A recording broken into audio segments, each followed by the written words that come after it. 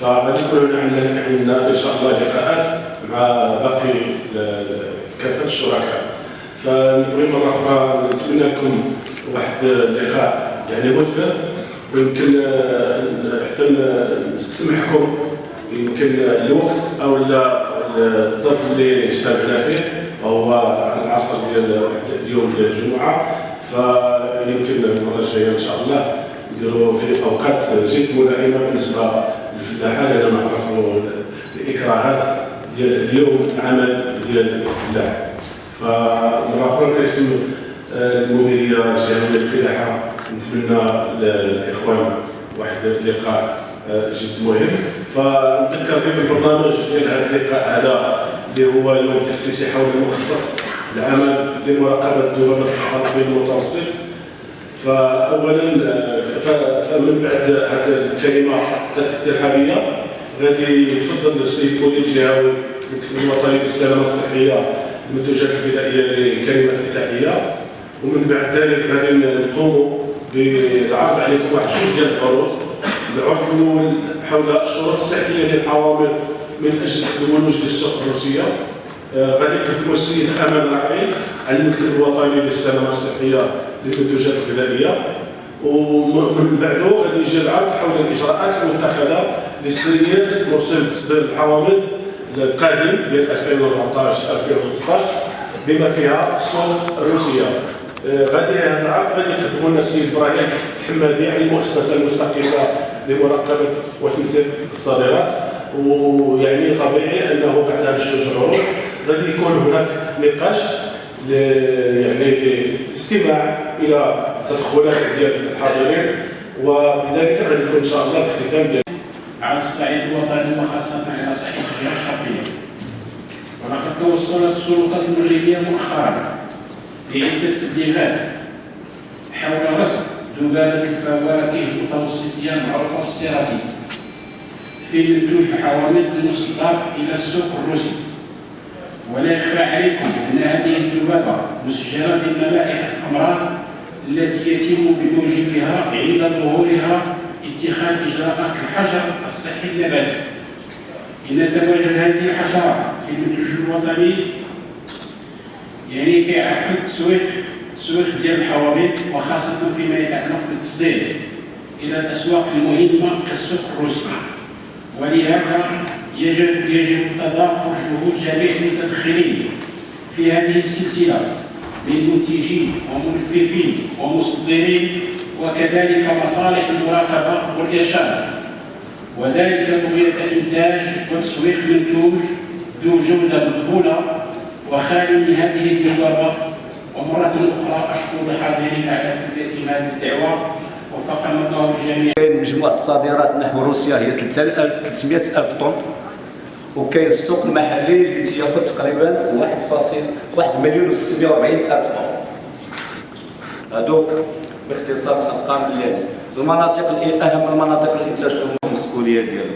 خاص المراقبه، خاص يتاكدوا من هذاك المنتوج ديك الليمون اللي دخل ديك المحطه اللي صدروا هذاك السيد ومشى على امريكا مشى على روسيا راه جاي من واحد الفدان اللي فيه المصائد مكتفه وكاين مراقبه وكاين جيولوكاليزاسيون. هذا الدور ديال خصها تعرفوا.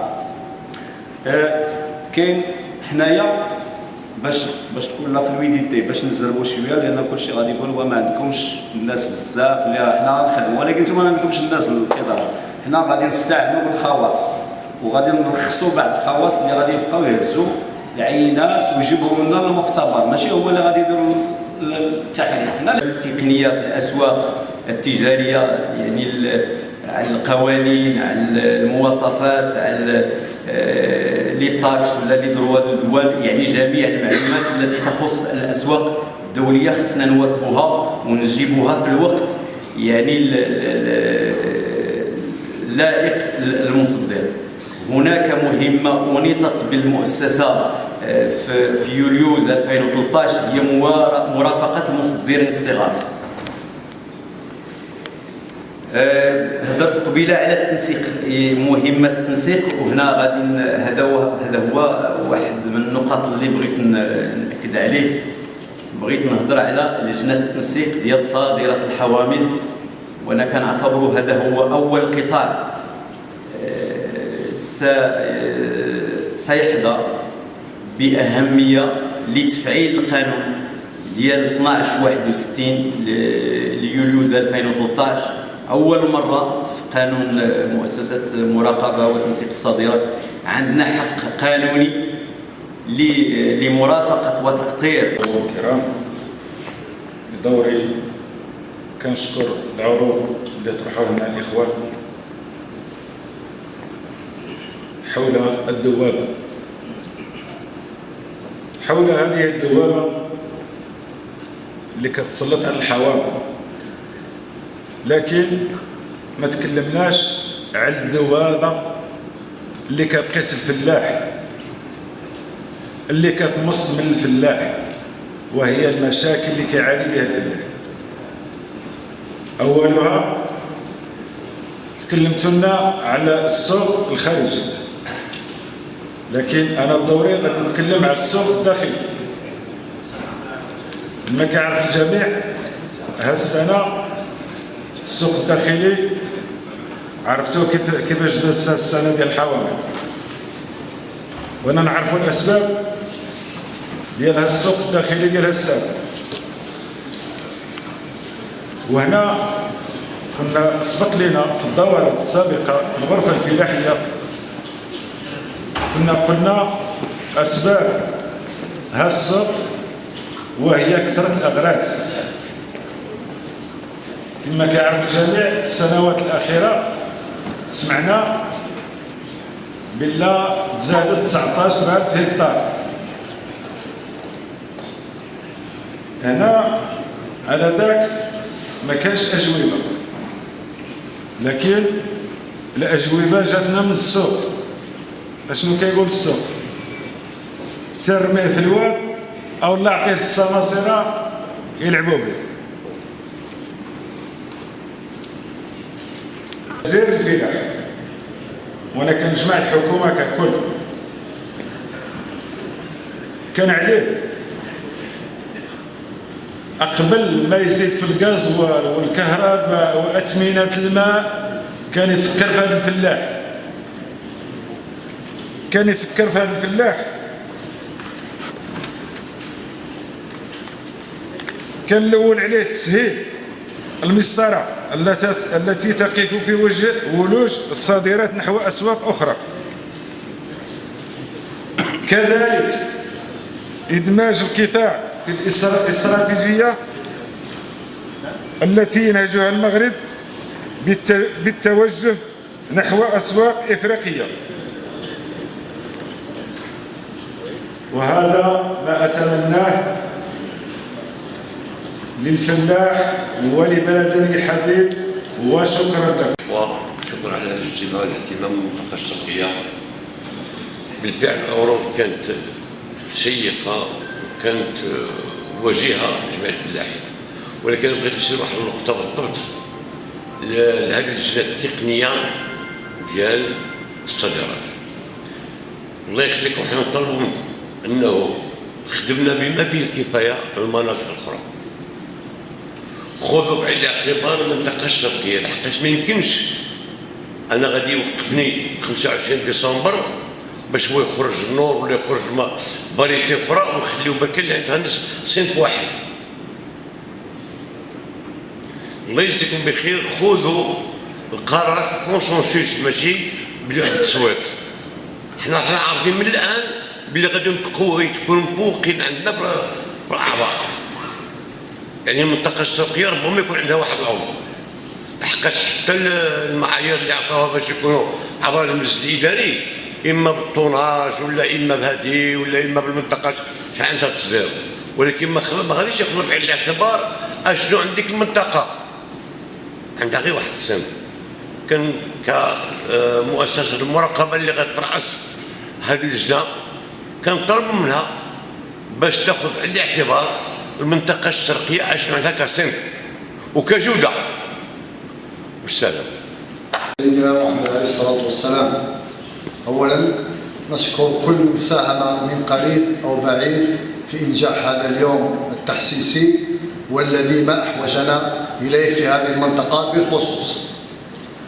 أولا من خلال العروض التي تقدم بها الإخوان يمكن أن ألخص ملاحظاتي كالتالية.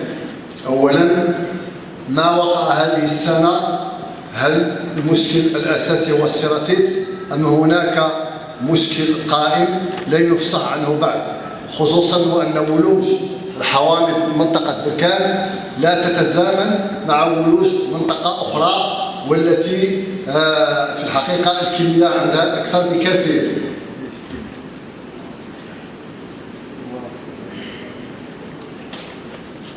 يمكن إنجاح العملية تدخل الوزارة الوصية إلزامي من أجل إنجاح هذا العمل، خصوصا الدعم المالي والمعنوي. حينما تكلم أحد العارضين عن المنافسة الشرسة التي تقوم بها الدول، يجب أن يذكر بأن هناك دول تصاحب وتواكب الفلاح من الحقل حتى السوق الروسية. هناك الدعم في المكننة، هناك البحث الزراعي، هناك النقل بنسبة جد مرتفعة.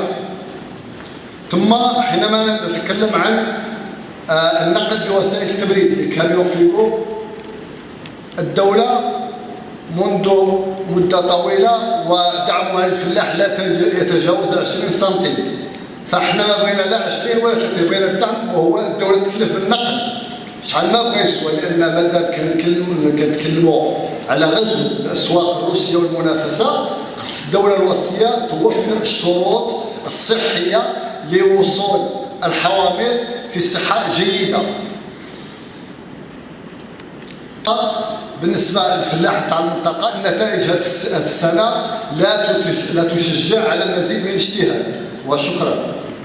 واحد الناس اللي عطاتهم 3000 هكتار وغرسوها كلامانتي. هاد الناس اللي عطات لهم 3000 هكتار و4000 هكتار وما عندهمش تقنيين وما عندهمش مهندسين اللي يحاربوا ويعاونوا، لا اله الا الله محمد رسول الله. راه خصنا مثلا ما خصناش تقول لنا روسيا، خصنا نقوموا حنا بالواجب. السيد الدوله اللي كتقوم بالواجب وكتعطي البلاد الفلاحه اللي تعطي له 3000 هكتار وضيعات كبيره وتخلي الفلاح الصغير وما قادش، خصها ديروا له في كاين تشارج. اعطي له المنتوج مزيان، ما تعطيش المنتوج مزيان حيد له البلاد. هذا هو اللي كان الفلاحه صغار اللي راهم ما داينهاش كاع فيهم. درك كنشوف انايا في الاجتماع الفلاحه الكبار والتقنيين، اين هما الفلاح الصغار؟ واش الفلاح الصغار ما عندهمش ضربه بيضاء؟ كان في الحقيقه هذه الاجتماعات تكون في المراكز، ما الفلاحه الكبار الا ما يبقاش تحيد له البلاد. هذا هو اللي كان بغينا نخدموا، الا ما يبقاش يخدم ما يحيد له البلاد. باش غادي تجي من لجنه من الرباط ولا من الاخر وزاره الفلاحه وتهضر معاهم هما وهذا الدعم وهذا كلشي اللي عندهم وما يخدموش، ماشي معقول.